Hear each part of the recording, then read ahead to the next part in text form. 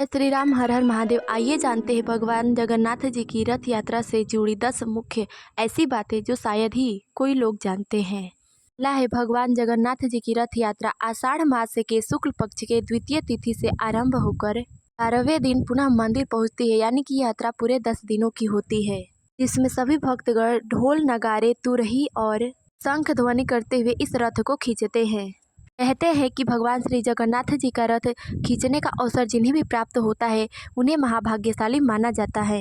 दूसरा है, भगवान जगन्नाथ जी की रथ यात्रा में 3 रथ बनाए जाते हैं, जिसमें पहला रथ भगवान श्री जगन्नाथ जी के लिए होता है, दूसरा रथ उनके भैया बलभद्र जी के लिए तथा तीसरा रथ उनकी बहन सुभद्रा जी के लिए होता है। रथ यात्रा में सबसे पहले बलराम जी का रथ आगे होता है, बीच में बहन सुभद्रा जी का रथ होता है तथा सबसे पीछे श्री जगन्नाथ जी भगवान का रथ होता है। भगवान जगन्नाथ जी के रथ को उनके रंग तथा उनकी ऊंचाई से पहचाना जाता है। तीसरा है, बलराम जी के रथ को तालध्वज कहते हैं, जिसका रंग लाल और हरा होता है। वहीं सुभद्रा जी के रथ को दर्पदलन या पद्म रथ कहा जाता है, जिसका रंग काले, नीले और लाल रंग का होता है। उसके बाद भगवान जगन्नाथ जी के रथ को नंदी घोष या गरुड़ ध्वज कहते हैं, इसका रंग लाल और पीला होता है। चौथा है, भगवान जगन्नाथ जी के रथ की ऊंचाई 45.6 फीट ऊंची है। वहीं बलराम जी के रथ की ऊंचाई 45 फीट है। वहीं देवी सुभद्रा के रथ की ऊंचाई 44.6 फीट है। पांचवा है, तीनों रथों को नीम की पवित्र और परिपक्व लकड़ियों द्वारा बनवाया जाता है, जिसे दारू कहते हैं। इसके लिए नीम के शुभ और स्वस्थ पेड़ की पहचान की जाती है। इसके लिए जगन्नाथ मंदिर एक खास समिति की बैठक करता है।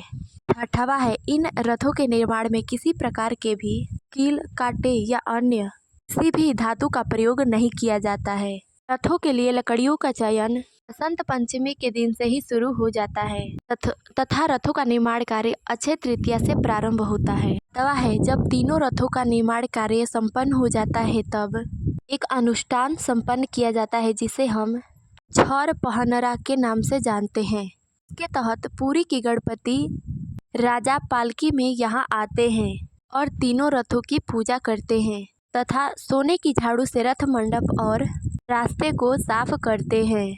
आठवां है, जगन्नाथ मंदिर से रथ यात्रा प्रारंभ होकर पुरी नगर को होते हुए यह तीनों रथ गुंडीचा मंदिर पहुँचते हैं। यहाँ भगवान जगन्नाथ, बलभद्र तथा देवी सुभद्रा 7 दिनों के लिए तीनों भाई बहन विश्राम करते हैं। गुंडीचा मंदिर में भगवान श्री जगन्नाथ जी के दर्शन को मंडप दर्शन कहा जाता है। नौवा है, गुंडीचा मंदिर को गुंडीचा बाड़ी भी कहते हैं। यह भगवान श्री जगन्नाथ जी की मौसी का घर है। इस मंदिर के बारे में पौराणिक मान्यता यह है कि यहीं पर ही देव शिल्पी विश्वकर्मा जी ने भगवान श्री जगन्नाथ जी, बलभद्र भैया तथा देवी सुभद्रा जी की मूर्तियों का निर्माण किया था। 10वां है, आषाढ़ मास के शुक्ल पक्ष के 10वें दिन भी रथ पुनः मुख्य मंदिर की ओर प्रस्थान करते हैं तथा 11वें दिन वहां श्री जगन्नाथ मंदिर में पहुंचते हैं।